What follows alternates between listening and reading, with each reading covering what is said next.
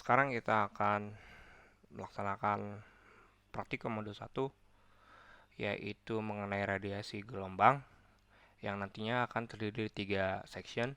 Yang pertama itu adalah polarisasi gelombang, transmisi gelombang yang berhubungan dengan PLF atau polarization loss factor, dan komunikasi dan daya terima gelombang, yaitu komunikasi antar polarisasi yang berbeda.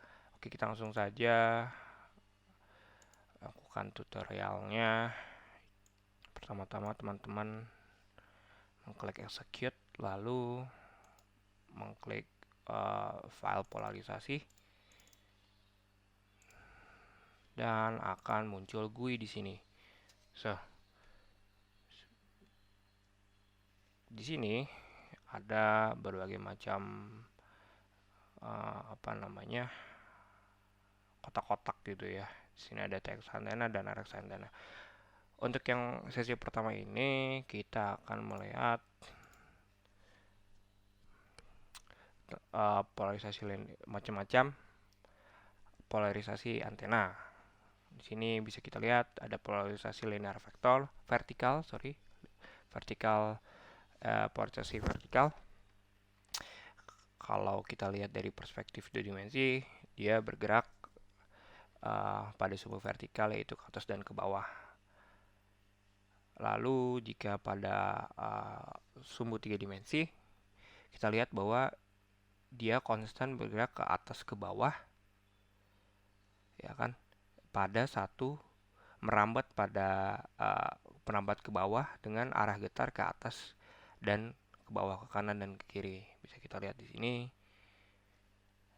Lalu untuk yang polarisasi horizontal sama seperti tadi, tapi dia berada pada sumbu horizontal.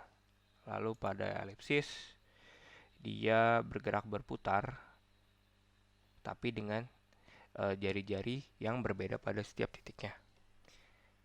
Lalu yang terakhir adalah polarisasi sirkular, yaitu gerakan berputar dengan radius yang sama pada masing-masing titiknya. Perspektif dari titik 0 di tengah sini. Titik potong antara vertikal dan horizontal. Lalu di polarisasi sirkular di sini ada right hand dan L hand. Apakah maksudnya ini? Jika kita lihat di sini, kita klik L hand, seperti yang kita lihat, ini akan mempengaruhi arah perputaran dari si polarisasinya, yaitu polarisasi sirkular. Bisa kita lihat akan terdapat perbedaan fasa. Jika right hand itu perspektifly akan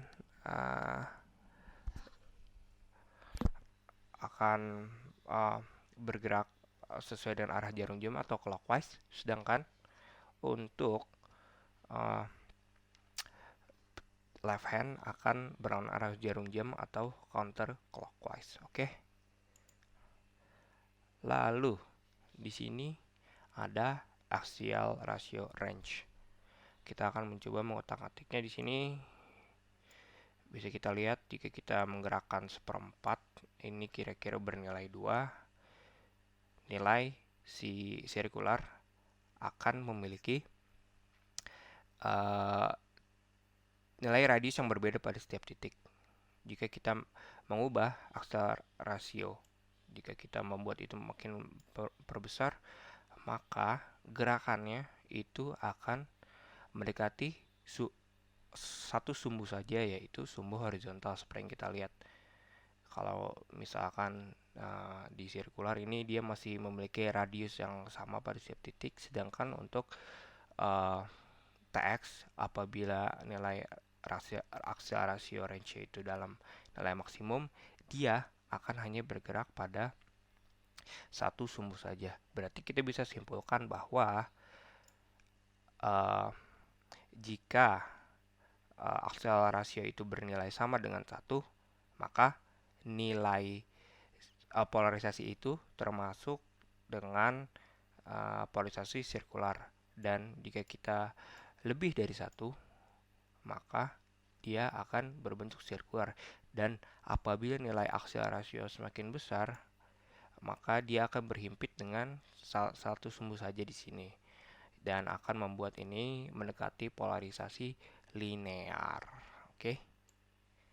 Lalu yang terakhir, kita akan mencoba membandingkan apa yang akan terjadi apabila kita mengubah sudut third angle di sini. Misalkan kita membuat di sini menjadi 45 derajat, dia akan bergeser berlawan arah jarum jam 45 derajat. Lalu apabila kita mengubah pada ini, dia akan berubah 45 derajat juga dan 90 derajat. 90 derajat di sini. Nah, bisa kita simpulkan bahwa perubahan sudut itu akan mengubah arah getar dari si polarisasi dan akan mengubah bentuk polarisasi itu sendiri. Apabila itu pada kelipatan 90 derajat, maka dia akan berubah tegak lurusnya seperti yang sebelumnya. Misalkan tadi vertikal, dia menjadi horizontal apabila dibuat kelipatan 90, dan horizontal jika kita buat sudut menjadi 90 derajat, dia akan bergerak tegak lurus seperti tidak seperti sebelumnya. Mungkin sekian untuk yang first section, kita akan bertemu pada section kedua.